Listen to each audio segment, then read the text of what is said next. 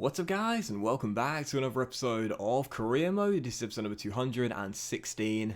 And we start today's episode off with some player training, and also a big coming in for Kapic. Athletic Bilbao wanted to sign our Bosnian left back here for £14.4 million, but he is going absolutely nowhere. He's had a very solid season so far, Kapic, and as a backup left back for Ollie Shaw, I really do like the young man a lot. And also some bad news as well as we enter December, our first serious injury of the season. It's a training injury. We don't normally get them nowadays in FIFA Career Mode, but yeah, Tyler Griffiths broke his collarbone and is going to be out for 4 months. So a big blow for his development, but not a major blow for us as a team, as he rarely gets a game anyway. But still, as you can see, it's now the 1st of December, and you can see our monthly fixtures for the final calendar month of the, I think it's 8 games in total, and some really big games to come as well, including the final game of the Champions League group stage, which doesn't really matter, but either way, it's still going to be a tough challenge away at the San Siro against Inter Milan. We got Arsenal away in this month as well, and that comes in our 4th and final game of today's episode as well. Some really tough fixtures, and as you see the league table there, we're still playing catch up to Arsenal, Chelsea and Manchester City. Long way to go in the season, but it has been a pretty tough beginning to our first full season back at Bramall Lane, although we have had a nice little mini run of no losses in 7, I believe, so let's keep it going. So yeah, first game of today's episode here, we're away at the Kirklees Stadium to take on Huddersfield Town, of course my FIFA 18 career mode team, and 11 minutes in, the man who bagged a brace in our last game, the 4-0 victory against Aston Villa, says to the away fans in the away end, you know my name, and you know even at 32 years old, I'm going to keep us in this title race this season. Ivan Toney drills it in, but the man who deserves the credit really is Pierre Rocher. In the last episode you saw him score and assist in the 4-0 victory against Aston Villa. He's the first man to celebrate with Ivan Toney. He's been our unsung hero this year, Pierre Rocher. He's been really good, elevated his game this season, and been a superb player in our midfield quad. So wins it back, plays through Toney, and Ivan does the rest as he notches up his 10th goal in the Premier League. He's going for yet another golden boot. Can he make it 7 in 8 seasons? Well, he makes it 1-0, and then in the 78th minute almost made it 2-0. This shot cleared off the line as we were still up by a goal. Looking for a second goal, the Terriers hadn't really put us under that much pressure, and with 3 minutes to go as we come on the counter, Toney and Jaden Bogle play a 1-2 as the right back storms down the flank, charges into the area and takes aim from a tight angle, and whilst the goalkeeper does well to make the save, he can only push it right into the path of guess who? Ivan Toney. That's right, a rebound goal for the Blades. You don't really see them much in the save. If you remember back in the first couple of seasons, we conceded a rebound goal in almost every single game. Then we had a patch when we started scoring rebound goals, but then after that, rebound goals just didn't really happen a lot for a long time. We get one there as Toney converts his second of the game, 4-2 for the shocker as he wraps the points up right at the end. So final score, Huddersfield Town 0, Sheffield United 2, and Ivan Toney now 11 goals in the Premier League season. He is going for his 7th golden boot in 8 seasons. You know, at the start of the season, I said that Harris this year was going to be the one that was going to go for the golden boot. The mentor was going to pass along his experience to the protege, and Chopper was going to go for his first golden boot in professional football. He started off really well, Elliot, but in recent weeks he has begun to struggle a little bit, so it's great to know that Toney is on hand to convert the chances that Harris right now isn't taking, as he scored both goals there as we get the victory by 2-0. You gotta love the shocker, man. I've said it before, he'll score goals until he retires, man. I absolutely love him. You know, without question, I've mentioned this so many times before, but without question, he's the best goal scorer I've ever had in any FIFA career mode save ever. The only player to me that comes close is Ryan Niang, but Toney to me is just a notch above. But still, second of 4 games in today's episode as we will travel to the Italian capital to take on Inter Milan away at the San Siro. And heading to the game, as we know, with PSG taking on FC Midtjylland, if they were to win that game, which you would expect, we would know that we will qualify alongside the French side. Due to our draw against the Danes on match day 5, we'd already guaranteed qualification, and due to the head-to-head record, we'd already guaranteed top spot as well. So heading to the game, I decided to field a totally weakened lineup for it. 11 changes to my team heading to the game, as you want to keep our unbeaten run going in the Premier League. And unsurprisingly, it was Inter Milan fighting for qualification on match day 6 who'd made the brightest start. We almost did take a shock lead there, the Font making a really good save though, as it was still 0-0. But 4 minutes after the restart, as Moya plays for Alvarez, look at this for a finish here. by the number 26. I brought Dean Henderson out to try and put him off, but putting off opposition forwards on ultimate difficulty rarely ever happens. Dean comes out to close down the angle, but it is a glorious chip over our number 13 as it sails over our backup goalkeeper and just underneath the crossbar there as it drops into the back of the net. So Inter Milan 1, Sheffield United 0. What a goal by Alvarez as Inter do take a deserved lead. But a few minutes later, how nice was this to see? We get ourselves our equalising goal with our only second chance of the game, where Alfredo Morelos, you don't see him much these days, but if you remember back in Season 4, in our first European season of the save, in our Europa League winning campaign, Alfredo Morelos won the Golden Boot in the Europa League and was such a great strike. He was sort of tussling with DCL to be Ivan Toney's right-hand man up top. We don't see Morelos much nowadays that he's into his 30s, but the Colombian is still a decent squad striker to have. Lovely finish there as he makes it 1-1, and we lead the San Siro with a share of the point. So, you know, obviously the result didn't matter at all, but it's nice to know we extend our unbeaten streak even, and we do end the group as well, undefeated as well. So final score 1-1. You see the final group table. We do top it with 12 points, 3 wins and 3 draws, 1 point ahead of PSG. Inter Milan in third with 8 points, and FC Midtjylland, as we expected, do finish with a wooden spoon and just a 1 point on the board, which of course came against us. And you might notice as I go through the groups here as well, you can see that Roma, Leverkusen and Atletico Madrid have all qualified for the knockout stage as well. All our former teams are going into the round of 32, round of 16 even. Will we be drawn against one of them in the last 16? Well, I wouldn't be surprised. We've faced Roma before, we've faced Atletico Madrid before,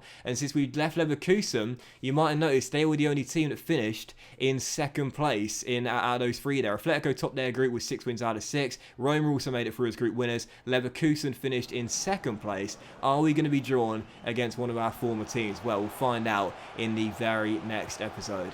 Still for the third of 4 games in today's episode, we will now take on West Ham United here at Bramall Lane as we look to extend our unbeaten run. And just 17 minutes in, this man extends his scoring run. That's right, Ivan Toney with another goal here. That is now his 5th goal in 3 games as he makes it 1-0 and gives us the lead. And the 23rd minute, as Harris and Toney link up here, Reece James offloads to Barry Walsh down the left-hand side as we have a golden chance to take a 2-goal lead very early on. Puts Cullen on the floor, finds Ivan Toney, and as he backheels to Rocher, James offloads to Harris, and how nice was this to see as well. Elliot Harris, after a long run of games without a goal, has finally managed to get his goal drought ended. Puts it into the bottom corner and makes it 2-0. And of course we dropped him in the last episode against Aston Villa, reinstated him against Huddersfield, didn't do too badly, and started this game off looking ferocious as well, as he didn't just get his first goal in a while, he got his second goal as well. 3 minutes before the break, lovely little piece of movement there from Chopper. He just had a bit of low confidence there, the young man. You know, a few games without a goal. Sometimes young strikers can doubt themselves when they go a few games without managing to find the back of the net. Just need a little bit of TLC, but also a little bit of tough love as well. And now he's playing back to his best, and he almost got his hat-trick as well after a lovely little move here on the hour mark. Stops on a dime, drags it back, but the goalkeeper denies him from close range. So final score, Sheffield United 4, Sheffield United 3 even, West Ham United 0, as we get a big victory there. Toney with 1 as he extends his goal scoring run, 5 in 3 games now for Elliot Harris too. So pleased to see Chopper get his first goal after that long goal drought, and also get another one as well for Barry Walsh too. 2 assists in the game. He was playing really well there as we get a big victory. So big win there, and as we extend the unbeaten run, you can still see we remain in 4th place. Chelsea still top of the table, 6 points clear of us right now with 42 points. Man City have 41 points, and Arsenal are also ahead of us in 3rd place right now as we take them on for our 4th and final game of today's episode in a big clash away at the Emirates Stadium between 2 teams desperate to claw themselves back in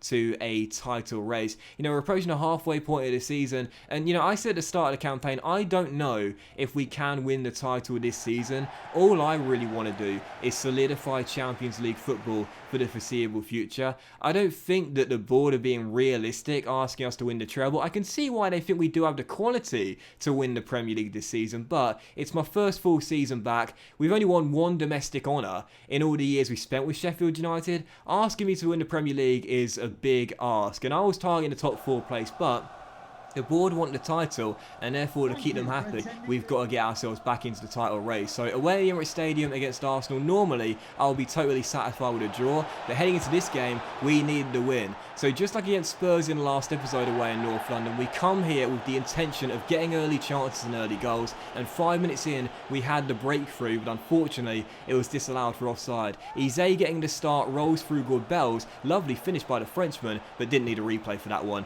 definitely offside, as it was still 0-0. But 10 minutes later, this goal wasn't to be chalked off. Eze and Harris down the left-hand side, link up with a lovely little 1-2 here, and Chopper Harris, he's back to his best. A little run without goals, but now our young striker is showing exactly why he's the protege for Ivan Toney, and I love this as well. Lovely movement by Harris, but a flick by Eze as well. You know, I mentioned it before this season. How good has Obrechi been this campaign, man? He's been absolutely fantastic. He deserved to start this game. He deserved some more minutes in the Premier League, and he started off so well. His first assist chalked off, and rightfully so. They're not going to disallow that one. Lovely flick into Harris, who does the rest. So the Blades take a deserved lead, but 12 minutes before the break, Arsenal would find their leveller. Lovely cross across the ground there, and a simple finish from close range as the Gunners find their equaliser. And the second half, soon after the restart, a great chance to take the lead for the first time in the game. Dani Ceballos plays a 1-2 with Herdado and goes for goal, but the Spaniard strikes the woodwork as it is still 1-1. So both teams knowing what was at stake in this game, neither team, even so early on in the season, not even at the halfway point here, could afford a slip up as they try and keep pace with Chelsea and Manchester City. A draw would do neither side a favour. Both teams needed a win, and that's why the game was so open and there were so many chances. And from that attempt there, we go on a counter. Bells is rolled through from Bogle, puts his man on the floor, plays it to the centre, and who's there waiting? It's that man once again. Sheffield United's number 7, Obrechi Eze. Like in my Football Manager save right now, this guy is just on fire. He makes it 2-1 to Sheffield United, and he was just at the heart of every single attack in this game. Every time he went forward, we kept on looking for him, and as he found Tyler Allen, he got the hockey assist for our third goal as he wrapped the points up with 10 minutes to go. Bells' early strike disallowed for offside. This one counts. Allen with the assist, but Eze at the heart of everything in this match. Lovely movement there from Obrechi as he gets the hockey assist, and at 3-1 we didn't stop there. We wanted to make a statement to Chelsea and Man City and say we are coming for the title this season, and 2 minutes to go. Oh, this is just absolutely glorious. Arsenal 1, Sheffield United 4, and Obrechi Eze just on fire. Cross to the centre, Brett Wilson off the bench, chests it up in the air like he's playing bloody volleyball there. You know when the ball goes over the net, they sort of put it up in the air for someone to spike it down onto the opposition sort of territory, if you will. That's what Wilson did there. He just chested it up in the air for Eze to spike it down with a powerful header, past the goalkeeper and into the bottom corner. Obrechi Eze this season, even at the ripe old age of 30, is showing everyone he's still got it, and there's life in those old bones yet. He and Ivan Toney are still showing they are two of our most important players here at Bramwell Lane. What a dominating performance from Obrechi Eze, and a clinical and ruthless performance from Sheffield United. But that will end today's episode of Career Mode, guys. So a big thank you for watching. Really hope you have enjoyed it, and if you did enjoy today's episode, then please do drop a like. Much love to you all. Have a fantastic day, and I'll see you for the next episode of Career Mode very soon, where we'll have the draw for the Champions League last 16.